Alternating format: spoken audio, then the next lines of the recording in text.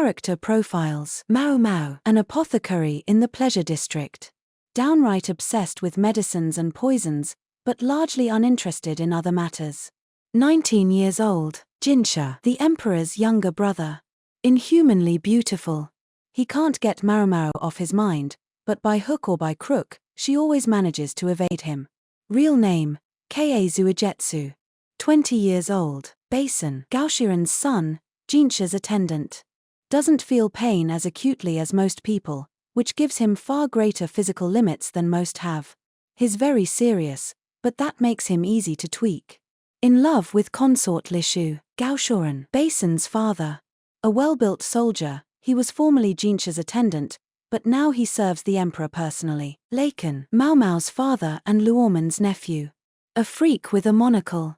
He's a high-ranking member of the military, but his bizarre behavior causes people to avoid him. Lahan, Laiken's nephew and adopted son. A small man with round glasses, he has a soft spot for beautiful women and will try to chat them up anytime he sees one, never mind that his looks don't match theirs. Luo Men, Maomao's adoptive father, Laiken's uncle. Once a eunuch in the rear palace, he now serves as a court physician. He's missing one kneecap, a punishment inflicted on him many years ago. Duo, formerly one of the emperor's 4 favored consorts. A handsome woman who dresses in men's clothing.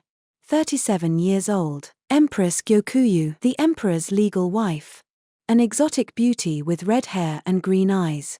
21 years old. Consort Lihua, one of the emperor's consorts. Has a bountiful bosom. 25 years old. Kokuyu, a doctor. He's handsome enough but has smallpox scars over half his face. He's suspiciously cheerful for a man with such a tragic past. Eileen, formerly an emissary from Shao. A beautiful woman with golden hair and blue eyes, she fled to Li for asylum after losing a political battle. The Madam, the old lady who runs the Verdigris house. Terrifying when angry. The Emperor, a real go-getter and possessor of prodigious facial hair.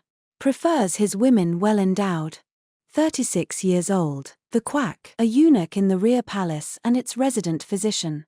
A plump older fellow with a mustache that resembles a loach's whiskers. Prologue. Jazgal's mouth hung open in amazement at the biggest boat she had ever seen in her life. The boat was going to go down the river, go out to the sea, and then travel to a neighboring country, or so she was told. Jazgal was going to spend many days on the boat, more days than she could count on the fingers of both hands, which was as high as Jazgal could count.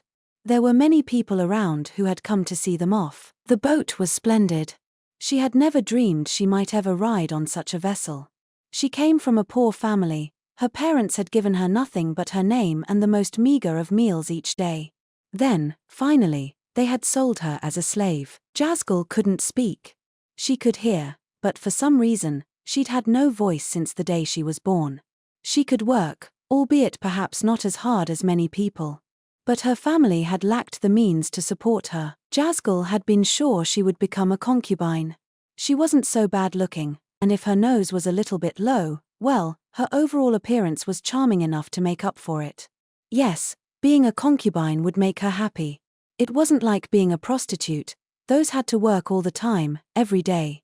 A concubine, she'd heard, had just one man to please. Thus when she had been brought to the large house, she'd been overjoyed, sure that she was about to become a concubine. "What a pleasure to have you here," was the greeting with which she was received at that house.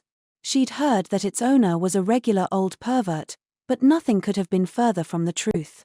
Instead, she found herself serving someone very, very lovely.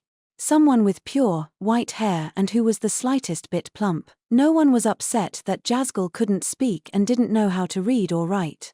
Instead, she was given expensive paper and lots of ink and told that if she couldn't write, she should draw pictures instead. She learned her duties diligently so that she might be of use in this place, and while she learned, she was able to eat plenty of food and wear beautiful clothing. She discovered that she served someone very kind, and that drawing pictures was great fun. She would draw the scenery outside, or the owner of the house, or the senior servants. And, every once in a while, she would draw something she had seen in a dream. She'd had a dream once about riding on a boat, one just as big as the one in front of her now. When she drew that picture, the owner told her that it was an especially good one. Yes, She had found very good work. She was asked whether she wished to go with her mistress on a boat to a far country, and she decided that she did. She'd been on a boat once, after she'd been sold into slavery, but it had been awful. This boat looked much more fun.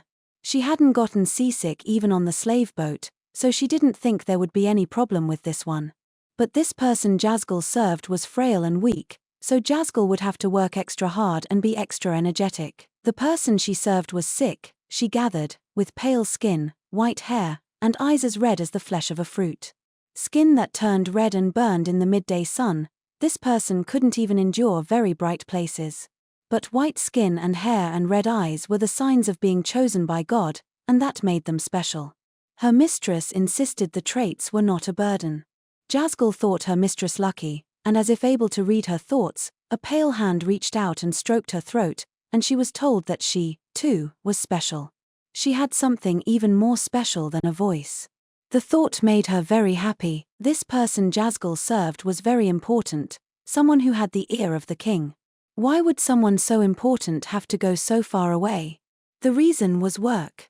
They were so special that they could do things the king could not. Jazgal served somebody very intelligent, who taught her many different things, but she found that the other ladies-in-waiting started to give her nasty looks if she spent too long with the mistress, so she couldn't be there very much. "Hey, you ready?"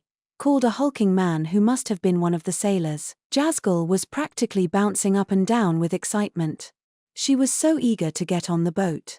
Would this strange, distant land be full of spreading greenery like she'd seen in her dream? "Jazgal," a voice said, and she started. Her mistress was there, wearing a veil so as to evade the sun. Her face was covered in copious amounts of salve, and an attendant diligently stayed close with an umbrella. The woman had to stand on her tiptoes, though their mistress was almost a head taller than the lady-in-waiting. "Honored shrine maiden, please board the ship quickly, if you would. Your skin will burn." "Yes, I understand." The skin-scorching sun was fearsome, but the breeze outside was pleasant. Red eyes squinted against the light. Jazgal had it on good authority that the shrine maiden was already more than 40 years old. Old enough for a person to be a grandmother or grandfather in Jazgal's village, where people rarely lived very long. In fact, Jazgal's parents were about that old. Their skin was tanned and wrinkled from long years of field work and tending livestock. The shrine maiden's lovely skin looked quite young by comparison. Perhaps she had been thinner some long time ago, but now she had a touch of paunch.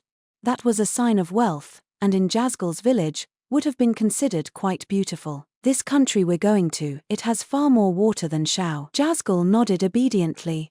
The other ladies-in-waiting had told her that when she had decided to go, they grow wheat and rice there, and it's ever so green. Grain crops were a luxury. Even those who grew them found most of the fruits of their labor taken as taxes, and never got to taste them.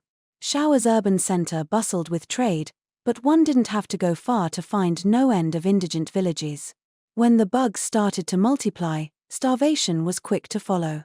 Jazgal herself had been sold because her family couldn't grow enough to eat. It was very important that they become friends with a country that had lots of food.